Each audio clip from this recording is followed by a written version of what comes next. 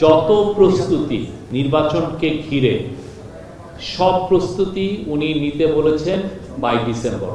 এই ডিসেম্বরের মধ্যে সমস্ত প্রস্তুতি শেষ করতে বলেছেন বাই ডিসেম্বর।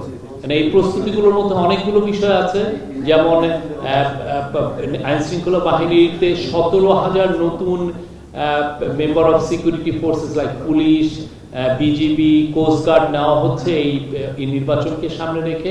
তাদের রিক্রুটমেন্ট এবং তাদের ট্রেনিংটা খুব ইম্পর্টেন্ট, যাতে এই সময়ের মধ্যে শেষ হয় সেই বিষয়ে উনি নির্দেশ দিয়েছেন।